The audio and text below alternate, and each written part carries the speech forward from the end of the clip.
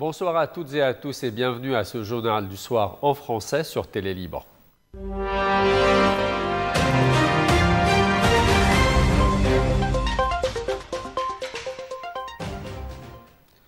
Après avoir été reportée depuis hier soir et après 1 heure de retard, la session législative du Parlement s'est tenue en l'absence des députés du parti Kataïeb et des forces libanaises. Réunis pour la deuxième journée consécutive en séance plénière, le Parlement a approuvé plusieurs textes de loi, dont un projet sur un accord de prêt entre le Liban et la Banque internationale pour la reconstruction et le développement, la BIRD, relevant de la Banque mondiale, pour le financement d'un projet de transition verte dans le secteur agroalimentaire, une allocation mensuelle de 14 millions de livres libanaises pour les militaires en service et de 12 millions de livres pour ceux qui sont à la retraite, ainsi qu'un projet de loi relatif à l'organisation de l'exercice de la profession de radiologue.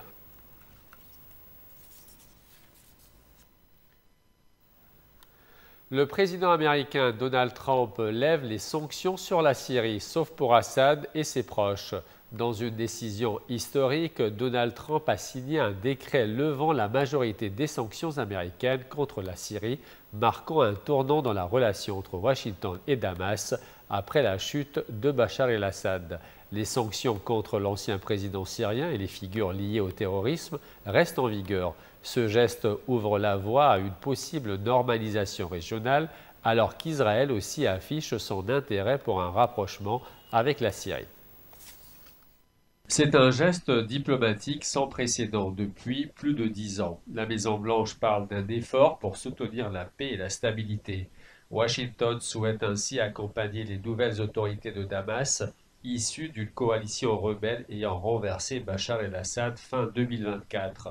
Lors d'une visite à Riyad le 13 mai, Trump avait déjà annoncé son intention de lever les sanctions. Il avait ensuite rencontré le président par intérim syrien Ahmed el-Sharaa, désormais à la tête du pays. Les sanctions liées à la loi César de 2020, qui visait à isoler le régime Assad, sont désormais suspendues. Une ouverture saluée par le chef de la diplomatie syrienne, Asad al-Shibani, comme un tournant vers la reconstruction et le retour des réfugiés. Pour autant, Washington maintient les sanctions contre Bachar el-Assad, réfugié en Syrie, ainsi que contre ses proches, les trafiquants et les groupes liés à l'État islamique. Le secrétaire d'État américain Marco Rubio évoque même la possibilité de retirer la Syrie de la liste noire des États soutenant le terrorisme et de réévaluer le statut du président El-Sharaa. La levée des sanctions américaines survient alors que les signaux de normalisation régionale se multiplient. Israël a exprimé son intérêt à rétablir des liens avec Damas. Pour Washington, c'est peut-être l'occasion rêvée de redessiner la carte du Moyen-Orient. L'arrestation de plusieurs membres de la rédaction du magazine satirique Leman a déclenché de vives tensions à Istanbul. En cause, un dessin publié le 26 juin, interprété par les autorités comme une représentation du prophète Mahomet.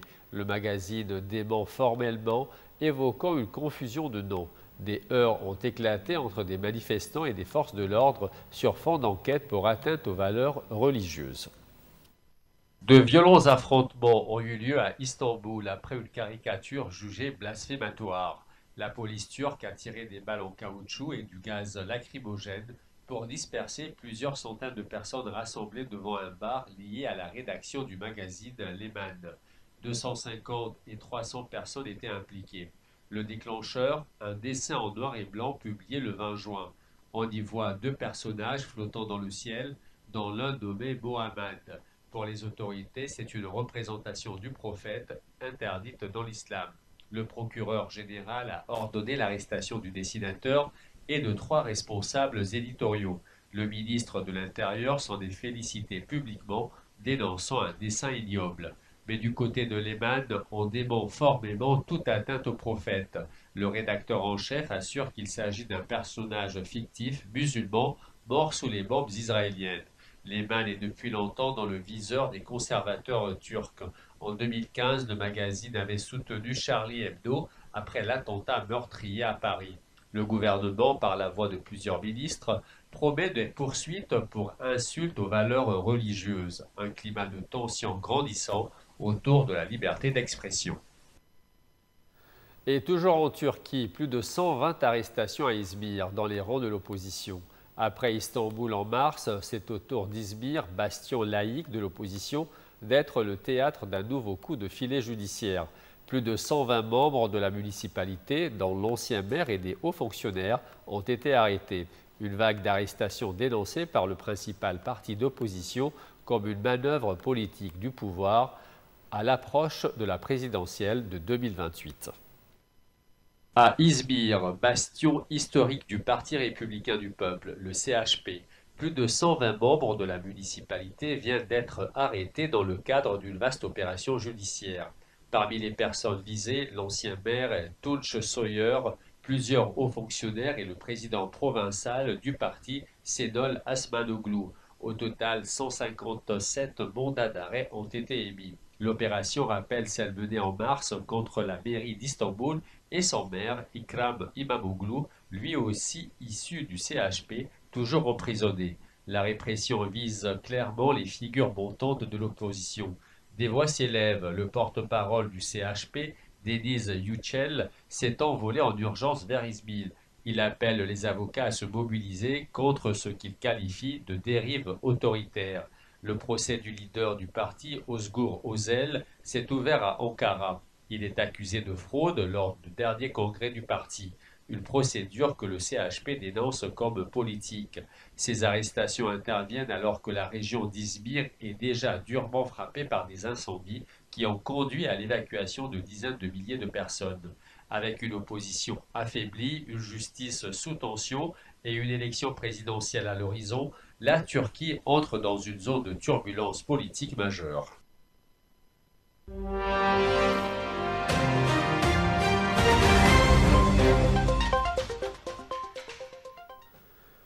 Téhéran exclut toute reprise rapide du dialogue avec Washington. L'Iran a rejeté l'idée d'un retour imminent à la table des négociations nucléaires avec les États-Unis, posant comme condition préalable des garanties contre toute nouvelle frappe militaire américaine. Le ministre des Affaires étrangères, Abbas Araghchi, a accusé Washington de maintenir une stratégie d'intimidation, dénonçant ce qu'il appelle la loi de la jungle. Malgré un cessez-le-feu fragile imposé après 12 jours d'affrontement, la confiance reste rompue, tandis que Donald Trump continue d'exclure tout geste diplomatique envers Téhéran.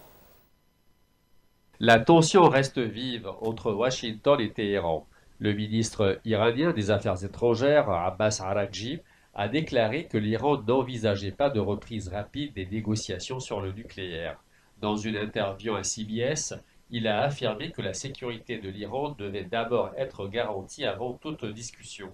Nous devons être certains que les États-Unis ne mèneront pas de nouvelles frappes pendant les pourparlers, a-t-il dit. Donald Trump, lui, persiste dans la confrontation.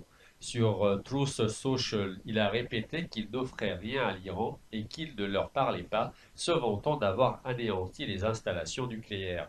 Les bombardements israéliens du 13 juin, suivis de frappes américaines le 21 juin, ont tué plusieurs hauts responsables militaires iraniens. Un cessez-le-feu a été imposé le 24 juin par Trump lui-même. Selon Araghchi, on ne peut pas effacer la technologie nucléaire par des bombes. L'Iran affirme pouvoir reprendre rapidement l'enrichissement malgré les dégâts. Le vice-ministre iranien Majid Takht-Ravanchi a de son côté critiqué ce qu'il appelle la loi de la jungle imposée par Washington. Dire que vous devez avoir zéro enrichissement sinon vous serez bombardé, ce n'est pas de la diplomatie, a-t-il déclaré à la BBC. Alors que les États-Unis multiplient les signaux de fermeté, l'Iran campe sur sa position. Aucun dialogue sans garantie. Un nouveau bras de fer s'installe dans un climat de méfiance totale. Canicule historique en Europe. Alors qu'une vague de chaleur exceptionnelle frappe le sud de l'Europe, la France connaît des températures dépassant les 40 degrés Celsius. Paris est placé en alerte rouge pour la première fois depuis 5 ans. Écoles fermées, circulation restreinte, fermeture du sommet de la Tour Eiffel. La crise climatique s'intensifie à travers le continent, alimentant feux de forêt, alertes sanitaires et phénomènes météorologiques rares comme les nuages en rouleau au Portugal. L'Europe suffoque. Des records de température en France, en Espagne, en Italie, au Portugal. Partout, la même image. Ville ralentie, population éprouvée et une alerte sanitaire généralisée. À Paris, la capitale est entrée en alerte rouge canicule. Une première depuis 5 ans. Résultat, la circulation est limitée, les véhicules polluants interdits et la vitesse abaissée. À 330 mètres d'altitude, le sommet de la Tour Eiffel est jugé trop dangereux pour accueillir du public. Il restera fermé au moins jusqu'à mercredi. Les températures dépassent les 40 degrés Celsius dans plusieurs départements. Résultat, près de 1350 écoles ont été fermées, 2 fois plus qu'hier. Les autorités mettent en garde les personnes âgées, les enfants et les malades chroniques. Le phénomène est généralisé. Au Portugal, un nuage en rouleau rare a balayé les plages du nord, déclenchant la panique. Tout est devenu noir d'un coup, comme un tsunami, affirment les touristes. En Espagne, la température a frôlé les 46 degrés Celsius.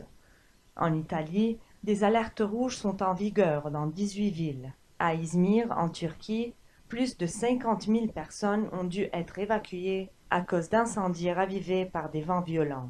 Crise sanitaire, feu incontournable, infrastructures débordées, les scientifiques sont clairs. La crise climatique n'est plus une menace future. Elle est là et elle brûle.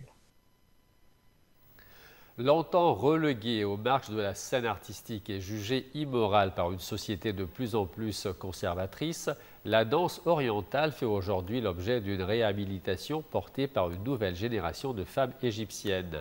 À travers formation, spectacles et revendications patrimoniales, elle redonne à cet art millénaire ses lettres de noblesse et son ancrage dans l'histoire culturelle du pays.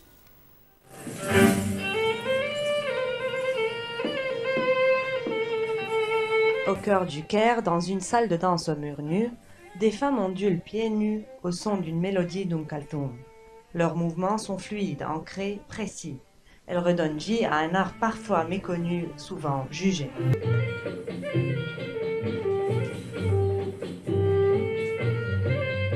La danse orientale, ou plutôt baladi, comme préfère l'appeler la chorégraphe Ami Sultan, est en pleine renaissance. Mais cette résurgence est aussi un acte militant. Le baladi, c'est notre patrie, notre histoire. Ce n'est pas un divertissement vide, c'est une expression de l'âme égyptienne, affirme Ami Sultan. Dans les années 1950, la danse orientale était célébrée au cinéma. Aujourd'hui, elle souffre d'une réputation sulfureuse. Jugée vulgaire ou amorale, elle est souvent réduite à des clichés. Mais des jeunes danseuses comme Safa Saïd ou Safia Akef, descendantes de la légendaire Naïma Akef, veulent réserver cette image. On me demande souvent où voir une vraie danse orientale. C'est pour cela que j'enseigne. C'est un art noble, codifié, complexe, dit Safa Saïd. Ami Sultan se produit aussi sur scène. En 2023, sa pièce El Naddaha a mêlé mystique soufi et gestes traditionnels égyptiennes dans un dialogue inédit entre passé et présent. Les danseuses militent aussi pour faire inscrire le baladi au patrimoine de l'UNESCO. Une démarche encore fragile, mais qui redonne espoir à toute une génération décidée à réconcilier l'Égypte avec l'un de ses arts les plus anciens.